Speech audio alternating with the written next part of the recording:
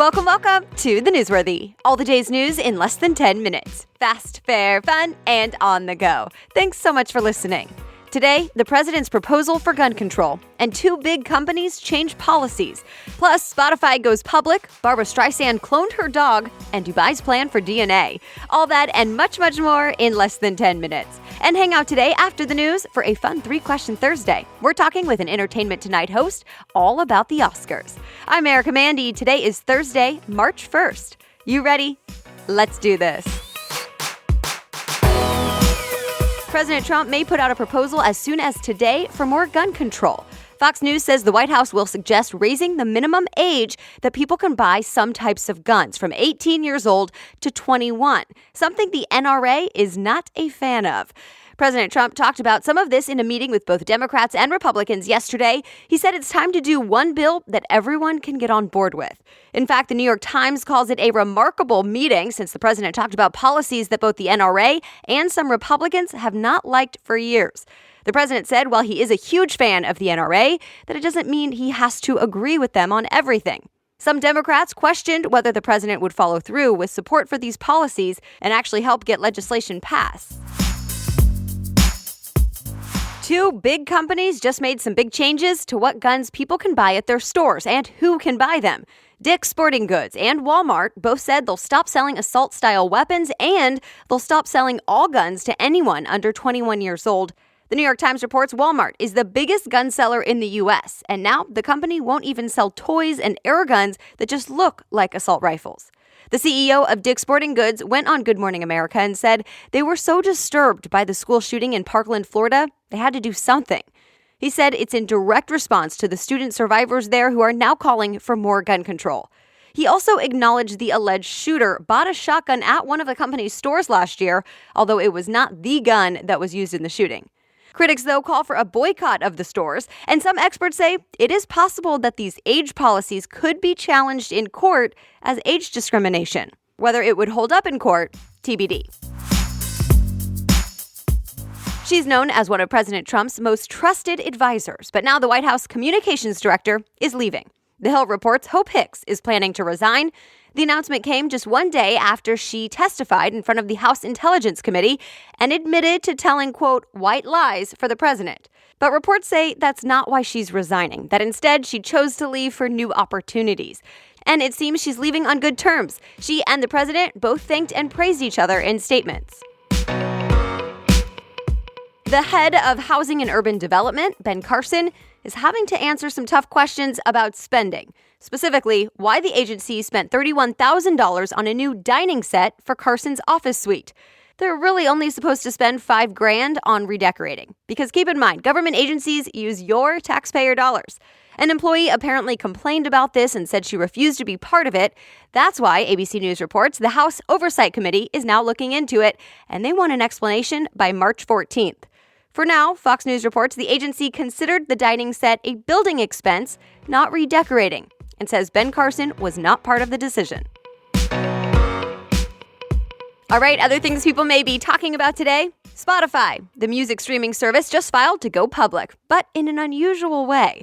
TechCrunch says instead of selling shares on the stock market in the traditional IPO, Spotify is expected to do what's called a direct listing. It's where there isn't new stock issued, but instead existing investors and employees can trade their shares on the open market. It could be risky. The public debut is expected to happen in late March or early April. It'll likely be listed as Spot on the New York Stock Exchange. Dubai is planning to get a glimpse of the DNA of all the people who live there, all 3 million people. Gizmodo reports the announcement happened this month as part of Dubai's 10X initiative. It's where the city wants to actually have and use technology that it thinks will be standard 10 years from now. What's the point of the DNA sequencing? Health reasons. Create a massive database that can eventually use artificial intelligence to predict diseases before they happen. In other words, look at this big database to find diseases and then warn people with similar genetic profiles before they get sick. 2 of Barbra Streisand's dogs are clones. Literally clones made from the cells taken from the mouth and stomach of her dog that died last year.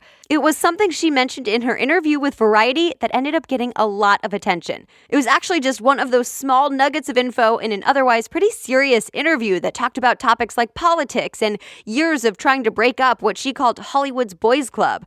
But this other tidbit about Barbra Streisand came out and probably got the most attention of all the topics. The New York Times looked into the process of cloning dogs and said, yes, dog cloning is a thing, with a price tag that starts at $50,000. The animal activist group PETA said they don't like it. The success for the superhero movie Black Panther continues. It just broke into the top 20 movies at the U.S. box office. Variety reports that even beats out Wonder Woman and Toy Story 3 for the top grossing films of all time. Mashable says Black Panther is on pace to become Marvel's most successful movie ever. Remember, it was just released about 12 days ago. Today is the Jewish holiday Purim. It started last night and ends at sundown tonight. Traditions include celebrating and feasting. Some celebrate with gifts, donations to the poor, and even costumes and parties. The holiday celebrates Queen Esther and calls for Jews to get together and read the Book of Esther.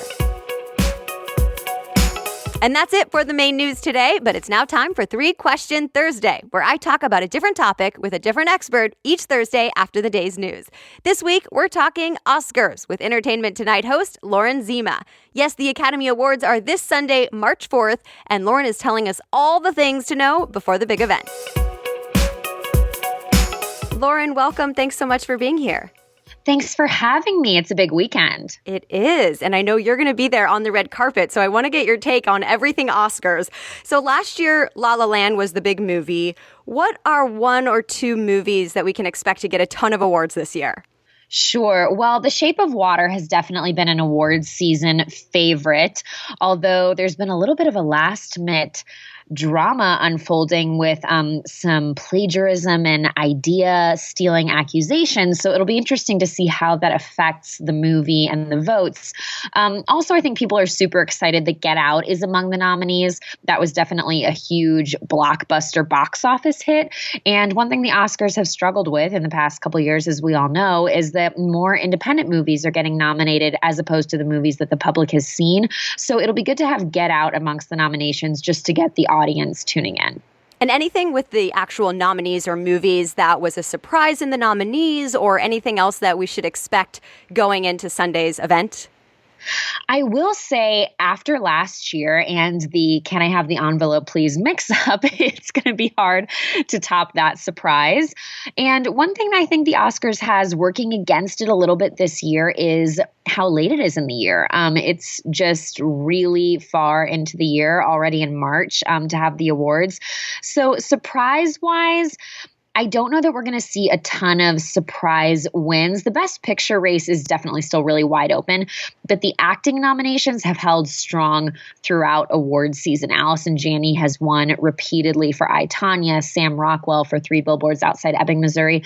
So I do think that we'll see some of those same people winning, but Best Picture is up in the air, and I think that's going to be the really exciting category to close out the night.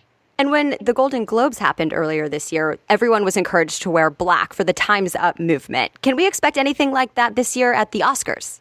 I don't think that we'll have all black at the Oscars like we did for the Globes. Again, it's been several awards shows since then, even as soon as the Critics' Choice Awards. You know, Nicole Kidman was a big face of the Time's Up movement, and I think we saw her wearing pink at that awards show. So it's not anything negative. It's just that the Golden Globes was really that moment, that statement maker. We're not going to see that all black outfitting at the Oscars, but I do still think it will be very much on people's minds. I think that we could see the movement reflected in speeches, and it's going to be great to see that carried throughout awards season and closing off strong. What about political statements? We always hear a lot of politics during awards season, don't we?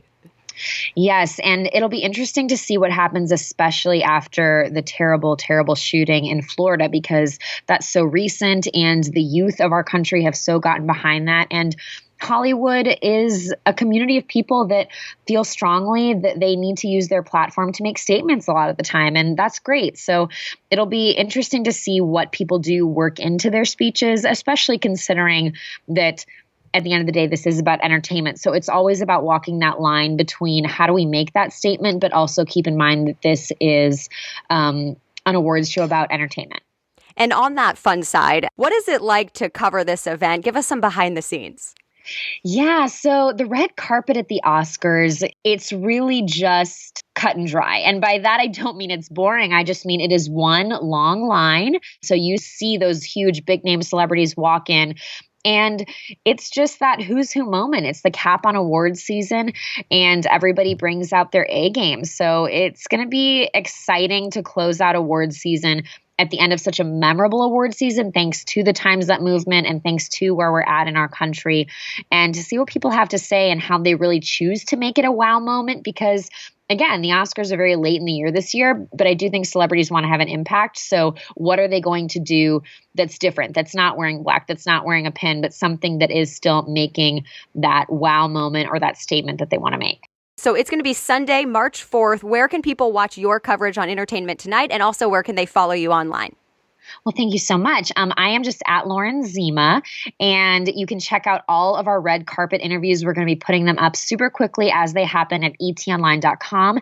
And of course, on Monday night on Entertainment Tonight, our show, we will have all of the behind the scenes moments that you didn't see on TV, and of course, all of the after party coverage. Wonderful. Thanks again, Lauren. And I've, of course, linked it all for you in today's show notes. You can also find links to all the stories we talked about in the rest of the episode today. Just head to thenewsworthy.com, click episodes, and find today's date. Thanks so much again for listening. The Newsworthy is ready for you by 4 a.m. Eastern Time every weekday. So we will chat again tomorrow when it's Friday. Have a great day.